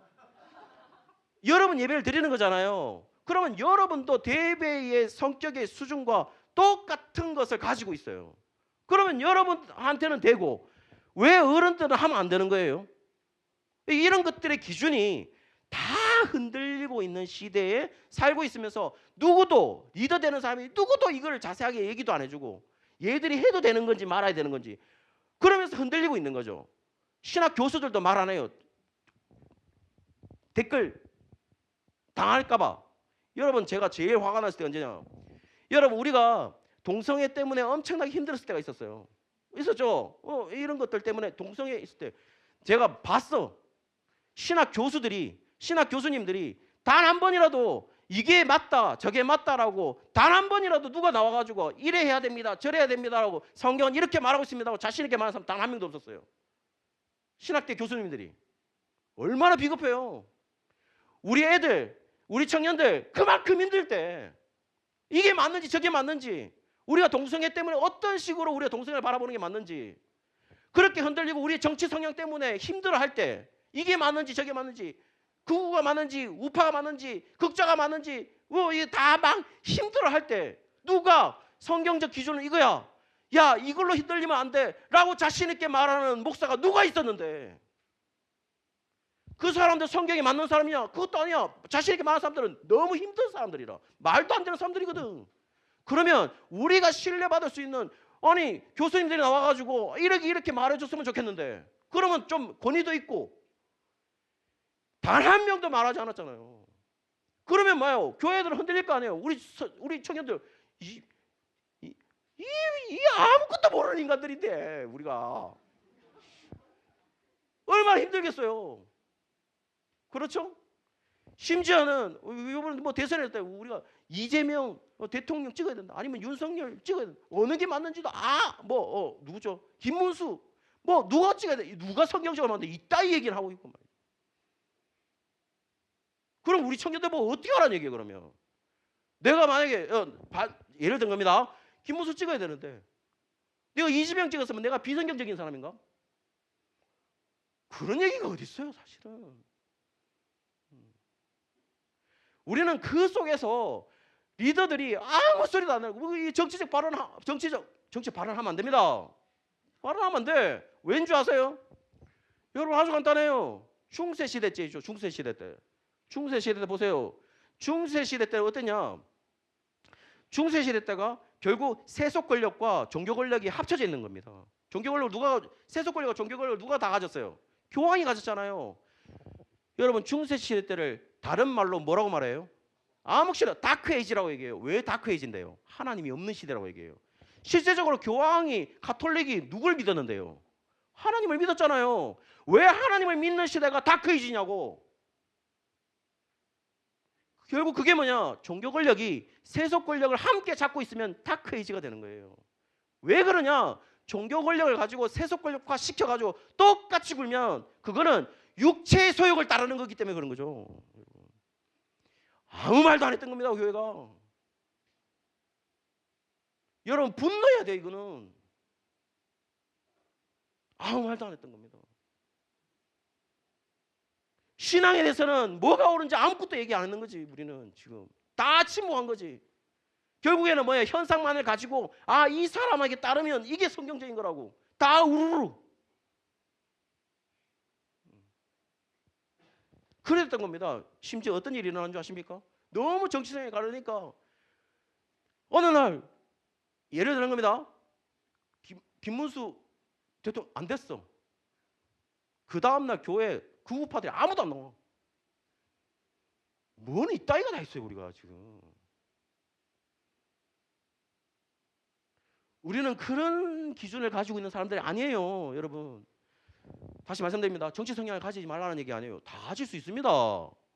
저는 극좌도 갈 수 있고 극우도 가질 수 있어요. 우파도 가질 수 있고 좌파도 다 가질 수 있습니다. 그런데 그럼에도 불구하고 우리가 하나 될 수 있는 이유는 뭐예요? 그거 다 뒤로 제치고 우리가 뭐로 하나 된다고요? 우리가 예수 그리스도로 믿음으로 그러니까 하나님의 말씀의 기준으로 우리가 하나 될 수 있다. 그 공동체잖아요. 여러분 여기 배경 다 다르죠? 배경 다 다르죠?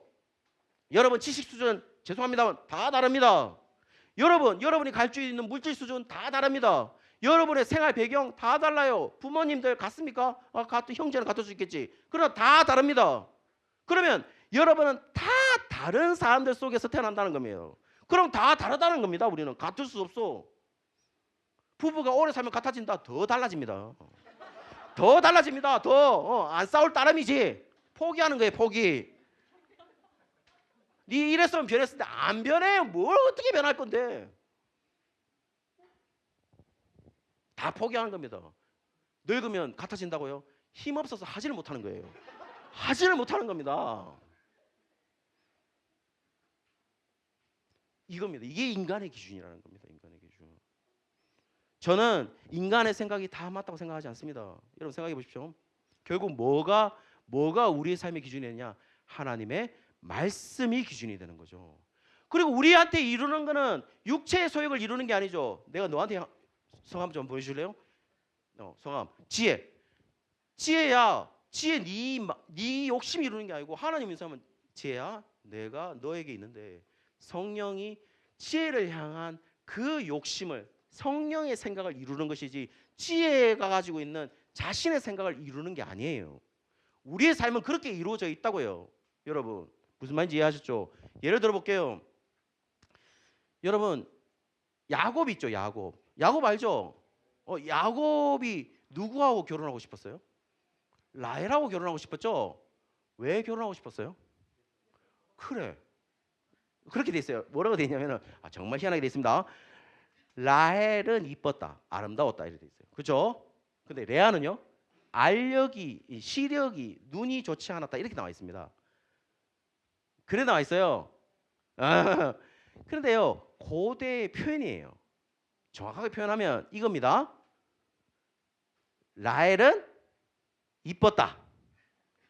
레아는 박살났다. 이 얘기입니다. 이거 엄청난 거지. 이 얘기를 하고 있는 거예요, 사실은. 그러니까 뭐요? 야곱이 이쁜 여자를 좋아한 거지. 아저씨 너무 세속적이나? 이쁜 여자 안 좋아요? 이쁜 잘생긴 남자 좋잖아. 지혜.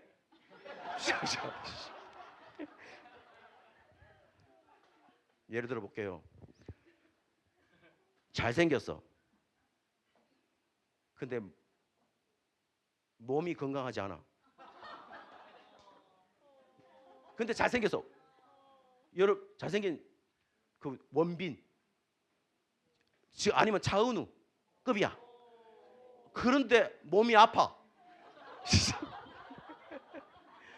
근데 여기는 옥동자 있죠. 옛날에 옥동자. 그런데 몸이 건강해. 정말 성실하고 모두 좋아. 누구라? 솔직히 얘기해봐요. 차은우겠지. 왜? 내가 차은우 아니야? 차은우겠죠. 맞잖아. 차은우 뭐 아닌 것처럼 또 나만 쓰레기가. 차은우겠죠. 맞죠? 차은우 아니가. 차은우 맞아요. 우리가 자 생각해봐요. 우리가 너 소개팅 추천해줄게. 뭐부터 묻는데 우리가? 뭐부터 물어요? 키? 그래. 그렇죠. 키. 또 잘생겼나? 이래 묻잖아요. 이쁘나? 우리 남자들 이쁘다 묻죠. 건강하나? 이게 안 묻잖아. 안 물어. 그래 마음은 잘 정돈돼 있나? 이런 거 안 묻잖아. 안 물어. 우리는 무조건 이뻐야 돼요. 이뻐야 됩니다. 이뻐야 됩니다. 왜 우리가 결혼 못했을까? 답은 나온 거예요. 생각해 보세요. 그런 겁니다. 여러분, 이게 우리의 마음이에요. 못생겼어. 그런데 너무 공부도 잘하고 미래도 밝아. 이 여자하고 같이 살면 이 여자가 모든 걸 우리한테 해줄 것 같은 그런 여자예요.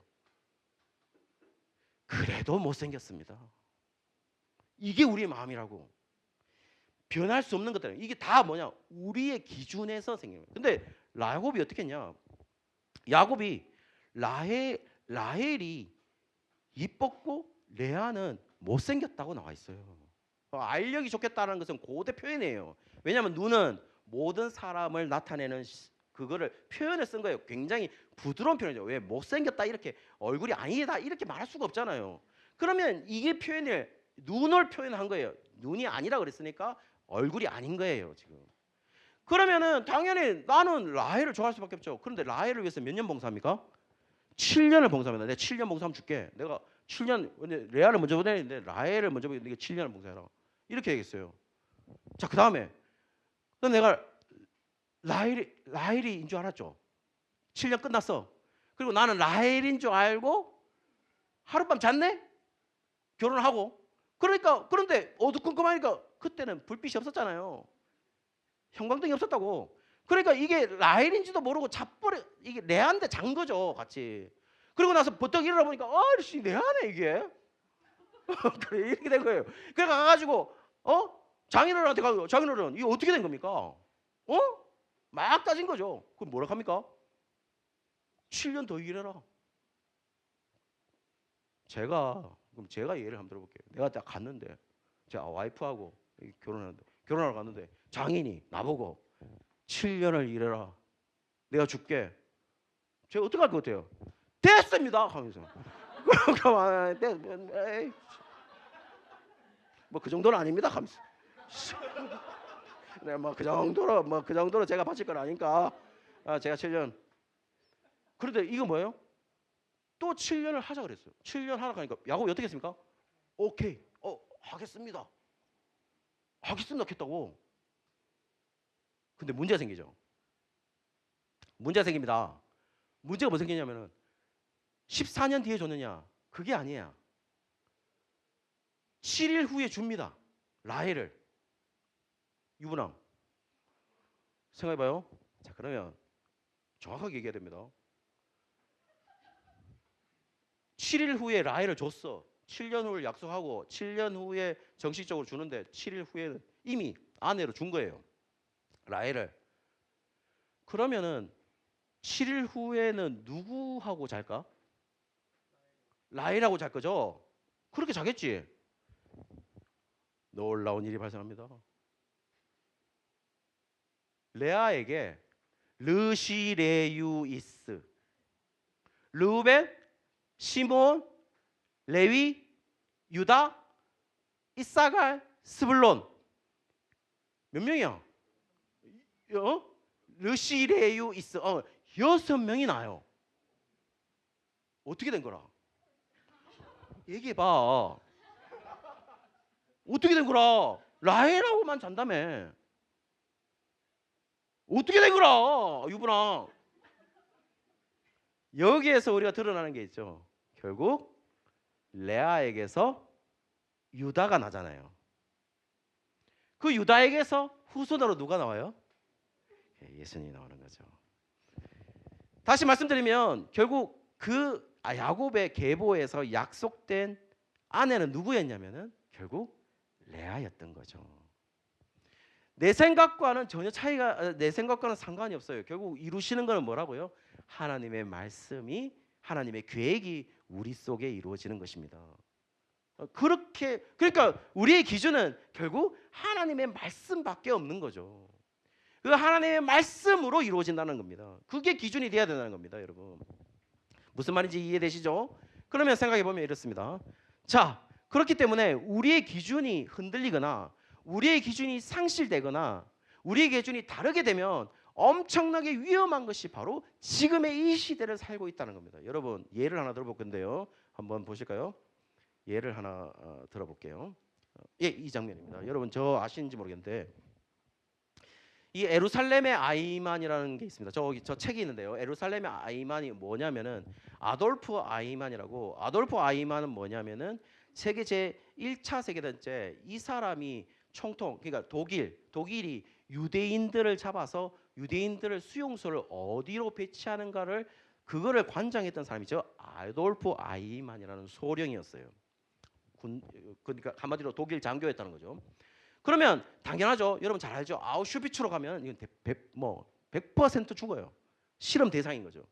그 다른 수용소는 살아야 돼요. 이걸 주장한 사람이 누구냐면은 바로 아돌프 아이만이었어요. 그 전쟁이 끝났잖아요. 전쟁범으로 이제 잡혀 들어가는 거죠.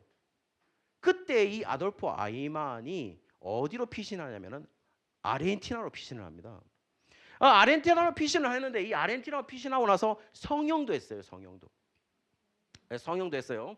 성형도 해가지고 아르헨티나에 있었는데 그 아르헨티나에서 어떤 일이 발생하냐면 자기 자녀 가운데 누군가가 우리 아버지, 자기 애인한테 우리 아버지가 이런 사람에서 아르헨티나에서 아르헨티나 국적을 가지고 아르헨티나에서 그 얘기를 했는데 그 애인에 가서 얘기를 했지만 그 애인의 부모님이 유대인이었던 거예요.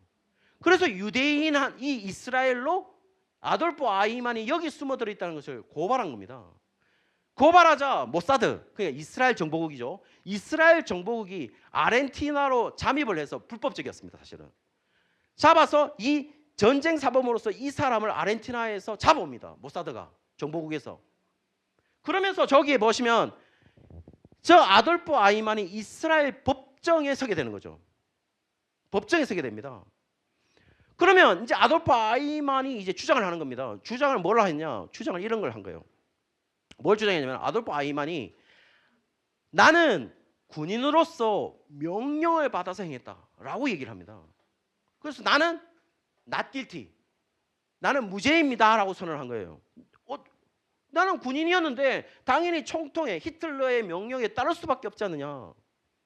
그리고 군인이 그러면 명령에 불복종하냐? 그게 오히려 안 좋은 거 아니냐? 그게 나쁜 거지 않냐? 오히려 그게 사형감 아니냐? 그래 나는 총통의 명령을 따랐어. 그러니까 총통한테 다 집을 씌운 거죠. 자, 결론은 어떻게 났을까요? 유죄로 죽습니다. 사형받습니다. 근데 그 광경을 한나 아렌트라는 독일 여성 철학자입니다. 한나 아렌트가 그 법정을 이 사실화하면서 쓴 책이 뭐냐? 에루살렘의 아이만이라는 책이에요. 번역되어 있습니다. 저기 보시면은 결국 이 아돌프 아이만의 죄가 뭐였냐? 두 가지를 발견됐다는 거예요. 두 가지가 뭐냐면 악의 평범성이라고 얘기해서, 악의 평범성이 뭔지 아세요? 악의 평범성이라고 얘기하는 거는 이 사람은 실제적으로 딱 잡혀왔는데 보니까 평범한 아저씨들하는 거예요. 그냥 아르헨티나에서 수십 년간 평범하게 살았던, 정말 놀라울 정도로 저 사람이 아우슈비츠로 보내는 그런 살인마와 같은 사람이 아니라 누가 봐도 그냥 평범한 아저씨였다는 거예요. 그런데 저 죄를 졌으니까 악이라 하는 것은 평범하게 일반적으로 일어날 수 있다는 걸 알았고, 그러면 저 사람의 죄가 뭔데라고 했을 때 저 사람은 판단 중지를 했다는 거예요. 무슨 판단을 중지했죠? 저 사람이 왔으면 내가 이 사람을 살릴 수 있다라는 그것을 판단하지 않았다는 거예요. 그래서 저 사람이 사형됐다는 겁니다. 자, 이 사례가 뭐냐면 사실 법과대학에서 이 법정은 굉장히 유명한 법정입니다. 이게 의논도 하기도 해요. 논의도 하기도 하고. 그런데요, 여기에서 뭐냐면 판단 중지를 했다는 말은 뭘 말하는 거죠? 자기의 기준이 없었다라는 얘기죠. 없었다라는 얘기입니다. 그리고 그 기준을 다른 데서, 근데 악이라고 하는 거는 여전히 존재하고 있었다는 거예요. 평범하게. 악이라는 기준이 여전히 우리의 삶에 존재하고 있다는 것을 정확하게 보여준 사례가 뭐냐면 아돌프 아이만의 생이었단 말이죠. 저 법정이었다는 겁니다. 여러분, 우리는 아돌프 아이만과 다를까요? 그렇지 않습니다, 여러분.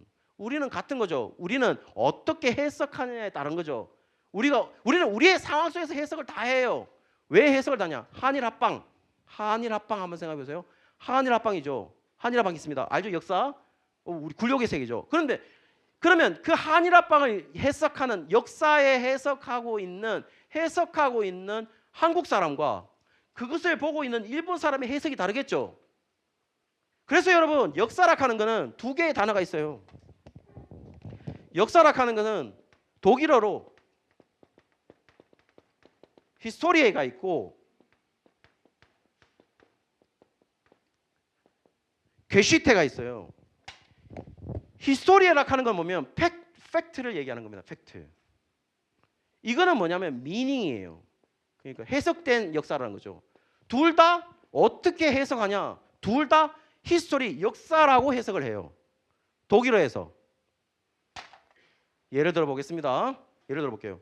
10월 25일 있잖아요. 10월 25일 있죠. 무슨 날인 줄 아세요? 제 생일이에요. 제 생일입니다. 제 생일입니다. 다 동그라미 쳐놓고 기억하고 있어요. 다 핸드폰 펴가지고 그 목사님을 위해서 기도하는 날 10월 25일. 아, 그 목사님 뽀얗고 하얀 키 짱짱한 목사님 왔다. 기억해? 안 할 건가 봐.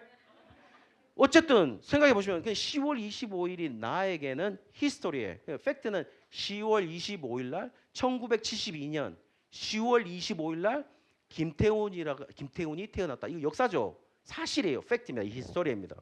그런데 10월 25일이 의미로서는 나한테는 의미 있죠. 그리고 고봉수 여사에게는 의미가 있는 거죠. 우리 어머니에게 이 의미가 있을 거 아니야. 아들 낳았는데.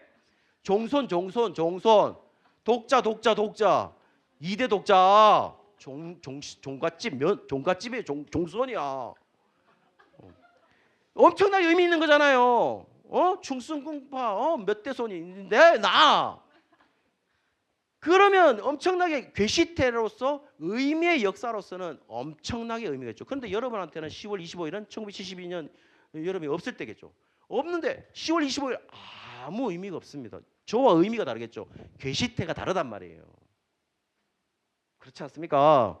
그러므로 지금 사실이 문제가 되는 것은 히스토리가 아니에요. 히스토리는 팩트예요. 그냥 있을 수 있는 일들이 그냥 일어났다는 거예요. 근데 그 의미가 나한테 어떤 의미로 다가오는데요. 그게 다른 거죠. 그 의미를 해석함에 있어가지고 우리가 우리의 생각으로 기준을 삼는 게 아니고 뭐로 삼으라고요? 하나님의 말씀으로 그 의미를 해석하라고요. 내 존재가 내가 해석하는 게 아니에요. 내 존재의 가치를 내가 해석하는 게 아닙니다. 하나님이 우리의 존재 가치를 해석하는 그걸 듣는 거예요. 그게 기도예요, 사실은. 여러분의 존재의 가치를 하나님한테 듣는 게 해석이에요. 인터프리테이션, 해석을 들으란 말이에요. 인생은 해석이에요. 근데 그 해석을 누구한테 두느냐? 자존감은 아까 뭐라고 했어요? 내가 나를 해석하는 거잖아요. 그런데 그거는 내 해석 기술이 좋지 않으면 그 해석은 엉망으로 하게 돼 있단 말이에요. 그러니 자존감이 내 해석 중도에 따라서 자존감이 높을 수 있다가 낮을 수 있다가 자존감이 높을 수가 없어요. 어떻게 자존감이 높을 건데? 실제로 자존감이 높아도 문제예요. 내가 봐도 영 아닌데 지 혼자 자존감이 높은 사람 있잖아요. 내 클래스가 이거라 하면서 내가 보기엔 클래스 아무것도 아닌데 내가 보니까 누군지 알아요? 내 아들. 아빠 내 클래스라 하면서 내가 보기엔 아무것도 아니거든요. 그렇다니까요. 그러면 그게 자존감이 높다고 말하면 안 되는 거예요. 그건 지 해석이잖아요. 그 지 해석이, 자기 해석이, 그 자기 해석으로 아무것도 비교하지 아니하고 자기 해석 속에 자존감이 높으면 되는 거예요. 그렇지 않단 말이에요. 우리는 하나님의 해석을, 나에 대한 하나님의 해석을 들을 줄 알아야 되는 거예요. 어떤 현상이 있으면 그 현상도 하나님의 해석을 들을 줄 아는 인간이 바로 그리스도인인 거예요. 왜? 성령의 소욕대로 살아가니까. 내 생각대로 살아가는 게 아니잖아요. 그 기준을 여러분이 지금 가지고 있냐 이 말이에요. 그 기준을 가지고 우리는 살아갈 수밖에 없다는 겁니다, 여러분. 여러분, 제가 다시 장담해 볼게요. 여러분 다 알아요. 하나님 생각 뭔지 압니다. 우리는 하나님 생각은 늘 알려주고 있어요. 하나님이. 우리가 거부하고 있을 뿐이에요. 제가 거짓말인 줄 아세요? 다 맞아요. 여러분, 나와 여러분이 누가 더 성숙된 그리스도인이냐 차이점이 뭔지 아세요? 둘 다 죄인입니다. 결국 둘 다 죄인이 엄청난 죄인들입니다. 우리는. 그런데 그 죄를 지음했어 가지고 누가 더 절제하느냐 차이인 거지. 다 죄인들이에요. 여러분, 제 개인적 생각입니다. 여러분, 제 개인적 생각이 이게 진리가 아닙니다. 저는 동성애자를 혐오합니다. 혐오해요. 혐오한단 말이 만나본 적이 없어요. 그런데 내가 생각해봤어요. 동성애자면 난 피할 것 같아. 이렇게. 그게 혐오한 거죠, 사실은. 혐오하는 거예요. 피할 것 같아. 막 남자가 막 이렇게 하고 있으면 나 너무 힘들 것 같거든, 내가. 그런데 문제는 뭐냐면 그게 성경적이냐? 아니죠. 내 생각이잖아요, 그거는. 그렇지 않나, 여러분? 그 사람이 회복될 수 있는 것도 교회밖에 없어요. 우리 다 같은 죄인이잖아. 죄인들이 오는 것이 교회예요. 여러분, 여기 덜 죄인이 있고 더 죄인이 있어요, 여기? 다 모두 똑같은 살인자들처럼 죄인들이에요, 우리는. 다 죄 짓고 살아요. 여러분, 많은 사람들이 죄에 대해서 등급을 나눴어요. 뭐라고 하면 알고 짓는 죄는 많이 맞고 모르고 짓는 죄는 덜 맞는다 그랬잖아요, 성경에서. 그렇죠? 그럼 뭐라고 말하고 싶어요? 이왕 맞을 것 같으면 덜 맞는 걸로 모르고 지라, 이 얘기를 하고 싶은 거예요? 그 얘기가 아니에요. 둘 다 맞는다는 얘기입니다. 둘 다 엄청나게 맞을 거라고. 그 얘기를 하고 있는 겁니다, 여러분. 자꾸 뭐냐면 이왕 지을 거면 모르고 지라 하면서요. 이게 아니란 말이죠, 우리 성경을. 그 말은 뭘 말하는 거예요? 우리가 덜 죄인, 더 죄인이 없다는 겁니다. 다 똑같은 인간들이에요. 그래, 여러분, 제가 다시 한 번 말씀드립니다. 여기에 뭐 나눠지고 당짓고 그거 할 수가 없어요. 뭐 도찐 개찐인 것들이 하나님 앞에서. 그런 사람들이 와서 실제로 우리의 가치 판단은 누가 했느냐? 하나님이 우리를 선택해서 너를 하나님의 자녀로, 신의 자녀로 삼았다는 거예요. 그 가치가 엄청난 거죠. 그 가치가 다 똑같이 적용되고 있다는 얘기입니다. 지금 여기에 와 있다는 거예요. 그 과정 속에 우리는 우리의 가치, 우리 과정 속에서 여러분 다 개인마다 힘들어하는 수준들이 다 달라요. 그리고 삶들도 다 달라요. 그 과정도 속에서 이 가치가 흔들리냐, 이 절대적 가치가 흔들리냐, 절대적 가치가 흔들리지 않아요. 그렇잖아요.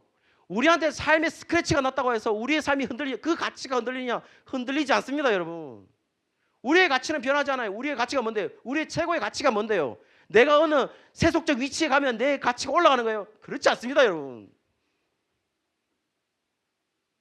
내가 장가를 잘 가고 내가 시집을 잘 가면 내 가치가 올라가는 거예요.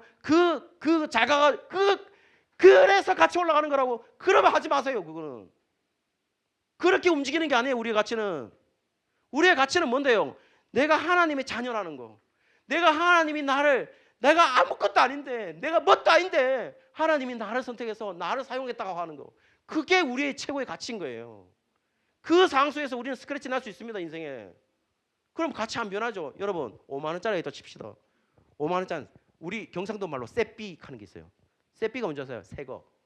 은행 가가지고 바닥바닥한 거. 왜 옛날 어른들 있잖아요. 지폐 낼 때 있잖아요.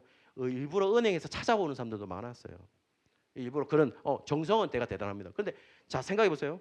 자, 그런데 제가 5만 원짜리 딱 두고 쎄삐 딱 들었어요. 제가 줄게요. 받겠어요, 안 받겠어요? 받죠? 안 받는다 하지 마요. 받죠? 받아요. 나도 받아. 받겠죠? 근데 5만 원짜리 엄청 꾸겠다 싶시다. 만전 5만 원짜리 알아볼 수 없을 정도로 내가 꾸겠어. 받죠? 왜 받아요? 그렇지. 가치가 변하지 않았으니까. 가치가 변하지 않았으니까. 사랑하는 다 드림. 그냥 드리는 것도 아니고 다 드림. 그 뜻 맞아요? 다 드린다는 거예요? 뭔 뜻이에요 그게? 맞습니까? 어쨌든 다 드림 청년부 여러분, 여러분의 가치는, 여러분의 절대적 가치의 기준은 뭐냐면 여러분이 모두 다 하나님의 자녀라는 겁니다. 그 속에서 우리는 삶을 살아가고 우리는 그 속에서 5만 원짜리가 구겨지는 그런 스크래치 나는 그런 인생을 살아갈 수가 있습니다. 그 스크래치가 났다고 해서 실질적으로 우리의 가치가 변하는 건 아니에요. 여전히 우리의 가치는 하늘나라에 여전히 등록이 되어 있는 생명책에 기록되어 있는 우리라는 겁니다. 문제는요, 그 사실을 알고 내가 지금 현재를, 그 미래에 있을 그 완성될 그 사실을 알고 내가 지금 현재를, 그 미래를 기준으로 지금 현재를 해석할 수 있느냐라는 것이 우리의 삶을 결정하겠죠. 여러분, AI가 할 수 있는 게 AI가 우리가 총 3개가 나눌 수 있대요. 능력, 그다음에 기술, 태도, 요 3개가 있는데 AI가 할 수 있는 거는 능력하고 기술은 AI가 할 수 있대요. AI, 인공지능이 할 수 있대요. 능력 충분히 발휘할 수 있고 기술도 AI가 모든 것을 할 수가 있답니다.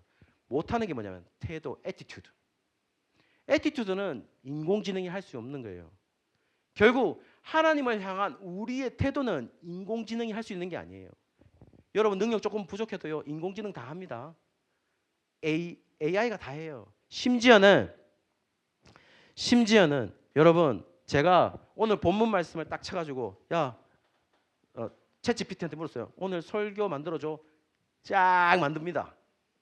만들어줍니다. 읽어봤어요. 기막힙니다. 기막혀요. 그런데 성경적이지 않아. 성경적이지 않습니다. 그 말은 성경적이지 않은 말은 더 놀라운 사실이 뭐냐면 이 챗GPT가 하고 있는 거는 뭐냐면은 모든 설교들이잖아요. 지금 다니고 있는 세계적인 설교들을 다 통계를 지어서 그렇게 해서 AI가 만들어주는 거거든요. 그 말은 뭘 말한 거죠? 대부분의 설교는 성경적이 아니었다는 얘기죠. 감동적이었어요. 그런데 그 말은 뭐냐면은 결국 하나님의 생각은 챗GPT가 하지 못하는 거죠. 그 생각으로 우리가 태도를 결정짓는 것은 챗GPT가 할 수 없는 것들이에요. 챗GPT가 우리를 하나님의 자녀라고 인치심하는 건 아니잖아요. 저는 여러분이 어떤 삶을 살아갈지는 잘 모르겠어요. 알 수 없죠. 그리고 여러분, 다시 한번 말씀드리지만 저는 여러분이 지금까지 어떤 삶을 살았는지 저는 알 수가 없어요. 알지 못해요. 그러나 저는 여기에서 자신 있게 그래도 여러분의 조금 더 산 선배로서 할 수 있는 얘기는 뭐냐면 저는 자신 있게 말할 수 있어요. 여러분은 하나님의 자녀라는 것을, 그리고 그 자녀된 신분을 가지고 여러분은 삶을 살아낼 것이라는 것은 자신 있게 말씀드릴 수 있습니다. 그리고 여러분 삶 속에 스크래치 나는 인생들을 살고 있겠죠? 살 수도 있습니다. 그러나 여러분의 가치는 여전히 변하지 않아서 여러분은 여전히 하나님의 자녀로 서 있을 것입니다. 그리고 우리는 다 같이 천국에서 만날 겁니다. 그거는 변하지 않는 사실이에요. 그 사실을 가지고 오늘을 살아냈으면 좋겠습니다. 찬양 드리도록 하겠습니다.